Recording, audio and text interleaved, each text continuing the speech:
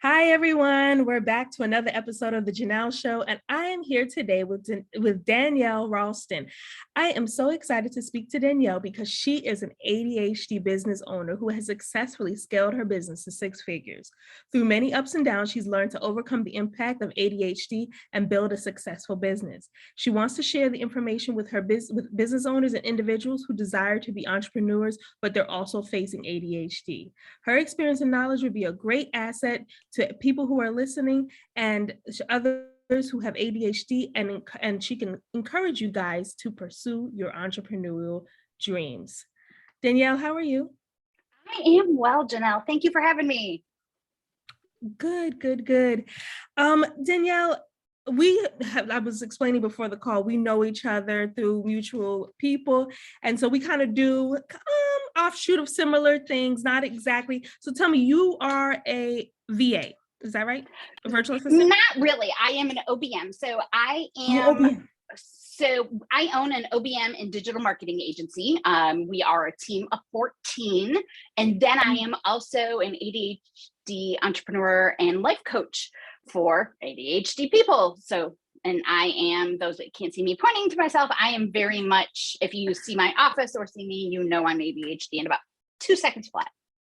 Gotcha. Okay. So just to give the acronyms for people, VA is a virtual assistant. OBM is an online business manager. So she's an online business manager that has the ADHD. She runs a digital marketing agency, and she's a coach for people with ADHD, guys.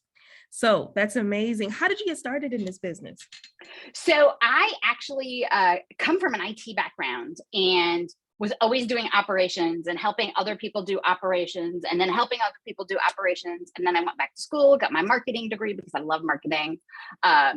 Hate IT, just I needed out because that's a 24/7 extremely stressful job. You broke my printer over the weekend. Yes, I logged into your computer to break your printer over the weekend. I was done with that and really needed something different. So I went out on my own, kind of as a side hustle 15 years ago, almost 20 years ago. 20 years ago. Oh no, 20 years ago. And had been running small businesses for other people. I come in as a managing director for about 15 other small businesses, help them get off the ground and be profitable and move down to the next. I do some fractional COO work, as well as I have my agency. And I built my agency because I wanted to prove that I could do what I say I could do as a coach. I am a certified master life and business coach, career coach, leadership coach, and I knew that it was very important because there are so many coaches out there that they don't actually have the business success to prove it. I could show you, I coach on things and give you strategy and maps and resources and all of the things because we do it every day for our clients and myself.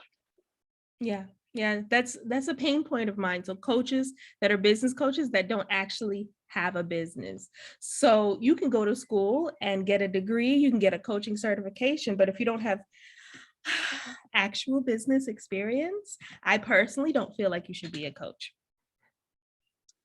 Exactly. And unfortunately, there's a lot of life coaches who decided that they want to support business owners and they call themselves a business coach, but they aren't actually a business coach. Unfortunately, I see that every day.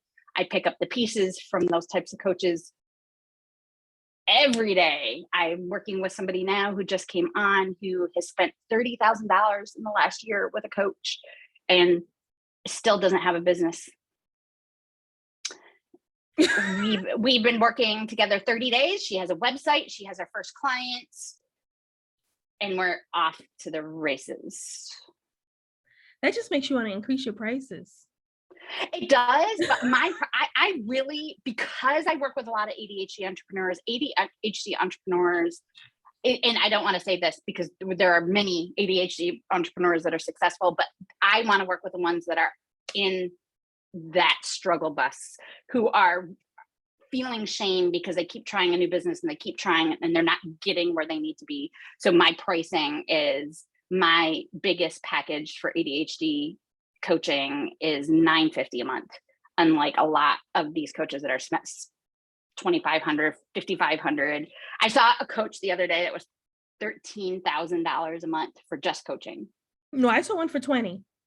Mm-hmm. And now my agency, we have a package that's $12,000 a month, but that includes coaching and a team to get all of the things done that we talk about for coaching. So you're hiring a full digital marketing team, a full OBM team, and getting a coach.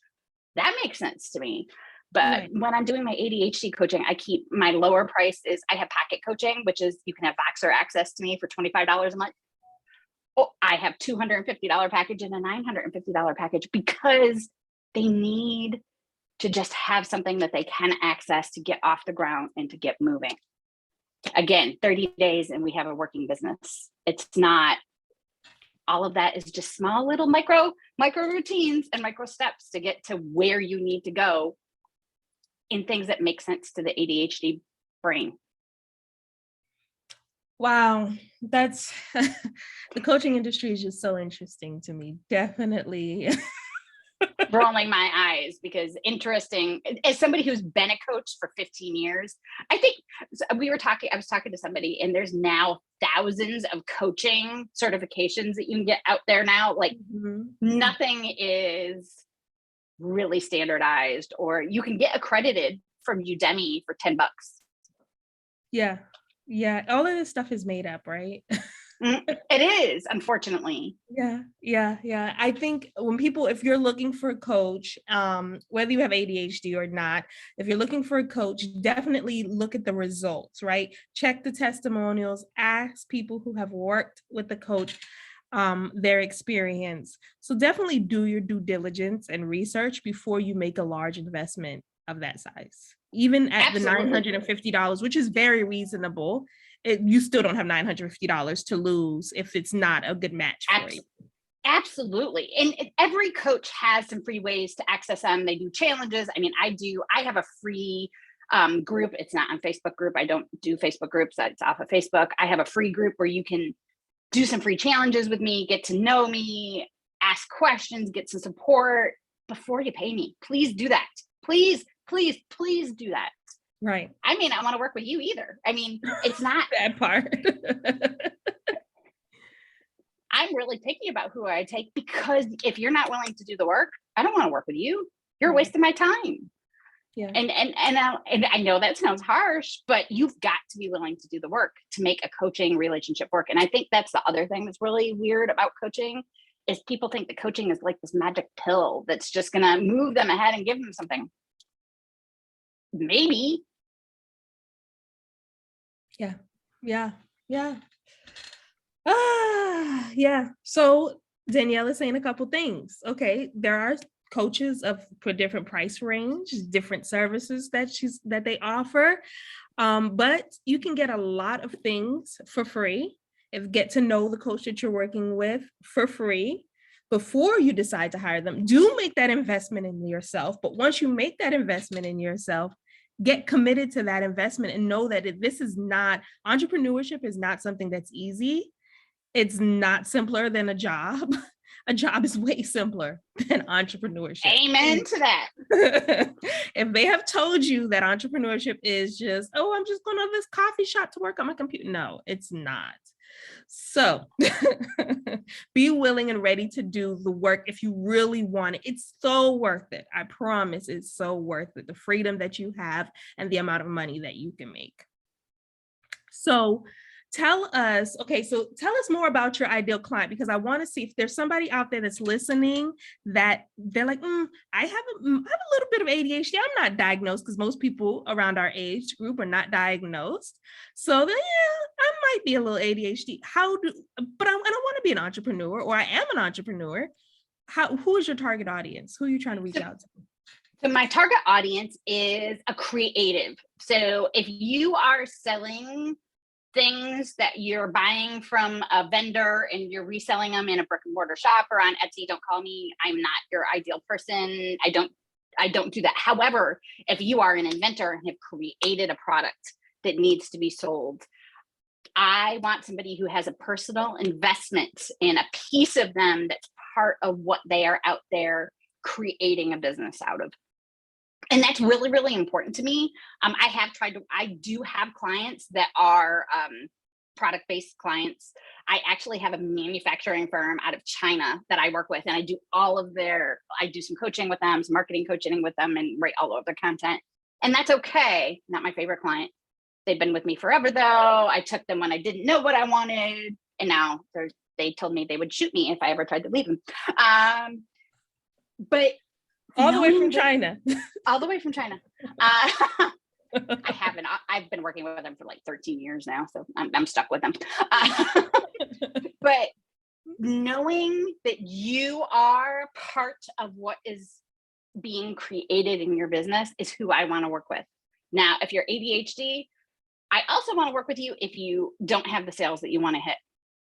If you are struggling to figure out where to find your client, how to talk to your client, what systems you need to have in place for something. I worked with somebody last week. I did a consultation with them. They have spent about $10,000 on platforms and software in the last 2 years trying to get their business going, but they had no idea what to do with any of that stuff.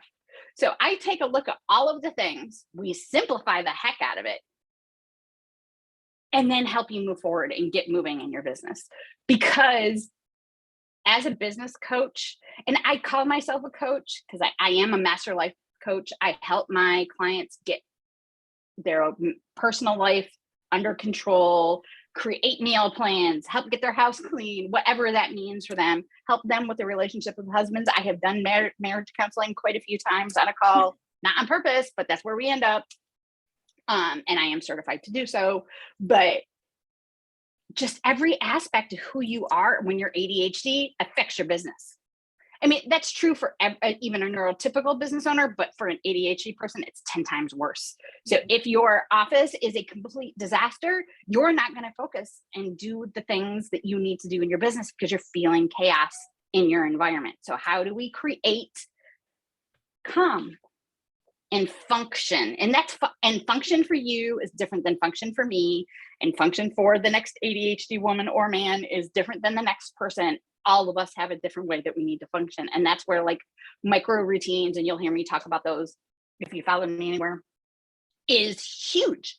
Because I have a routine about how I get ready in the day. And if I skip any step or anything, throw that routine off, I forget to do things like, wash my hair in the shower. I could already be in the shower. And if I do things out of order, I won't remember to do something that simple, to brush my teeth, to eat breakfast, to all of those things affect how the quality of your business is if you're not following micro routines in every step of your life.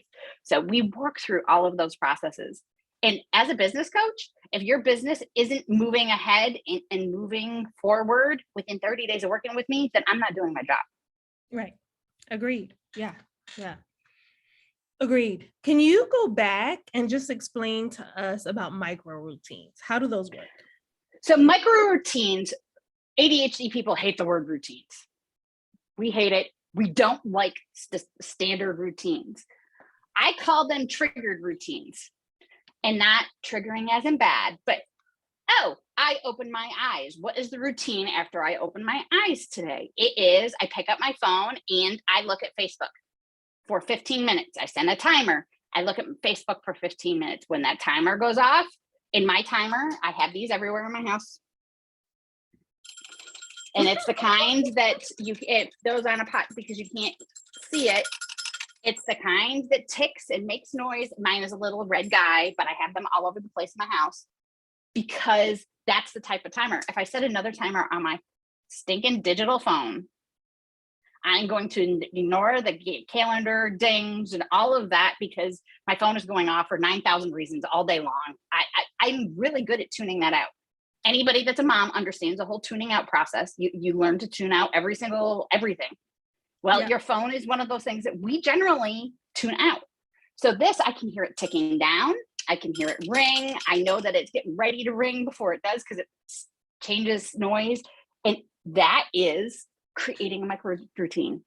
That is creating a mindset and a success pattern in my brain that I'm ready to move to the next thing, because ADHD people have trouble transitioning. Right. Yes, I have heard that before. Definitely.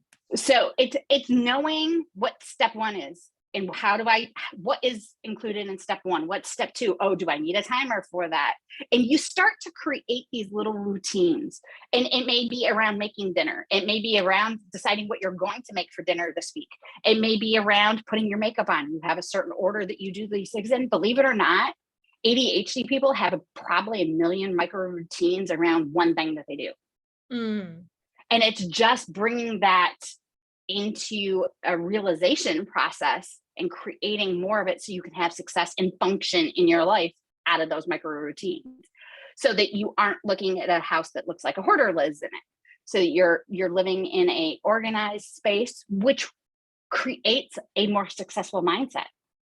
Right. Because we all feel shame when we have a disaster around us, or we haven't taken a shower in 3 days.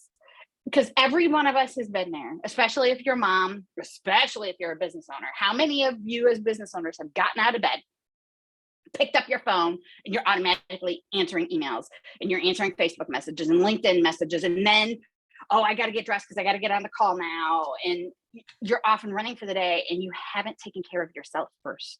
Yes. Yeah, it happens too often than we like to admit, right? Exactly. And those micro routines are essential. And I think every business owner needs them, not just ADHD, just routines to create more calm and self-care practices and good business practices with boundaries and all of that we all know we should have, but we're terrible at because we're entrepreneurs. Yeah. Basically the story of my life, right?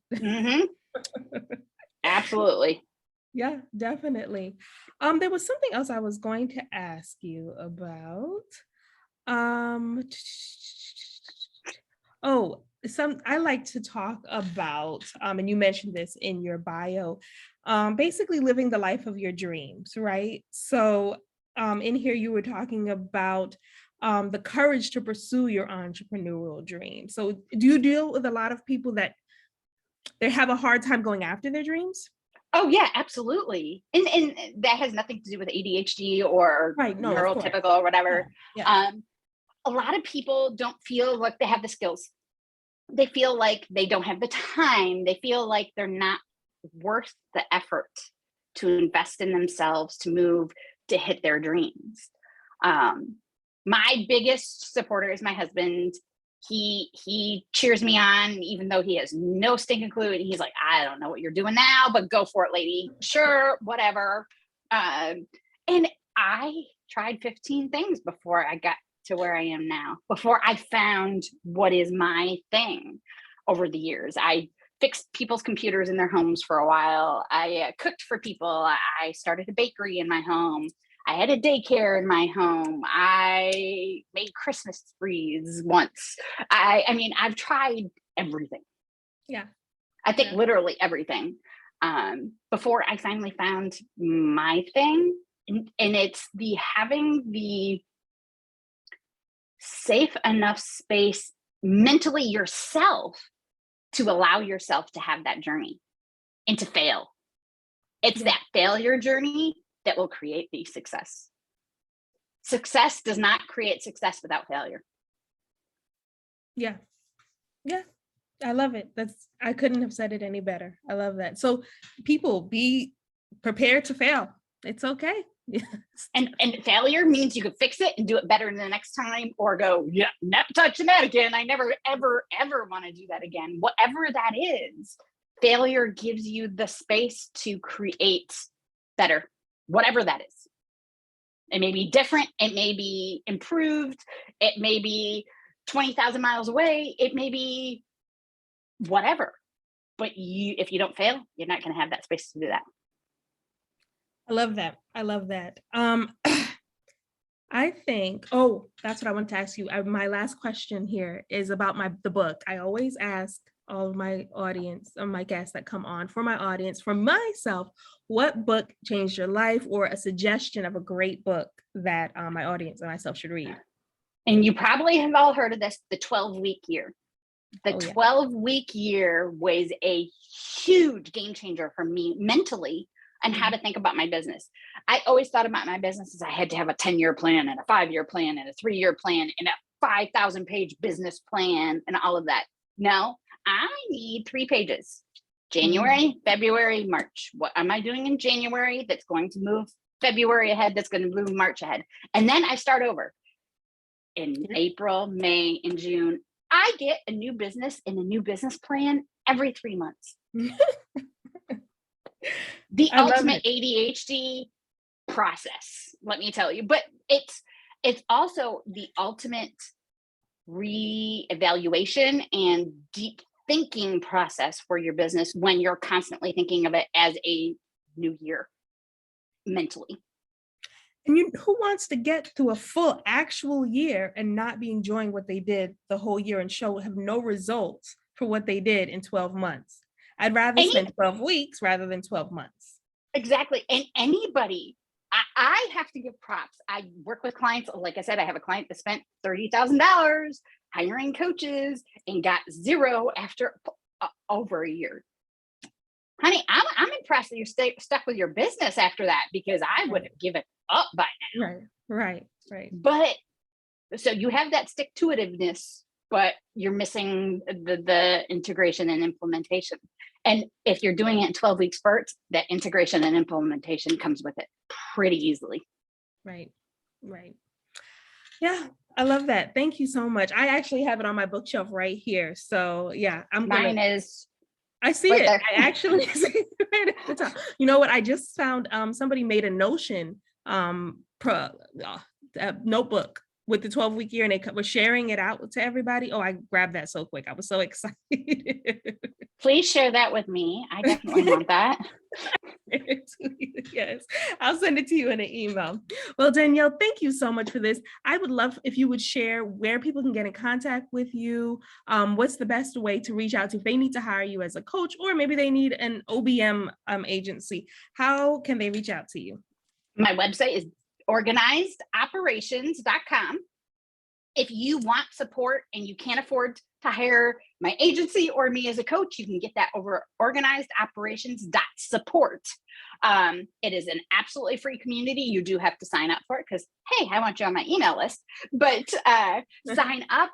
You can ask any question. And if you go over and look at the free resources, there's lots of free resources, micro workshops. We've done a Trello training. We did a Reels training. We've done a how to leave your 9 to 5 if you're still in your 9 to 5, the process of getting your business established enough to be able to leave your 9 to 5. This month, we're doing a mindset training of how to have the mindset to create your perfect power hour every day. I love that. All right. I'm going to put those links in the show notes down below. So if you guys want to just click through those links and get in contact with Danielle, that would be perfect. Danielle, thank you so much for being here with me today. This was wonderful. Thank you for having me again, Janelle. Oh, no problem. You guys were listening to the Janelle Show, and we'll be back again next Sunday at 10 a.m. You guys have a great day.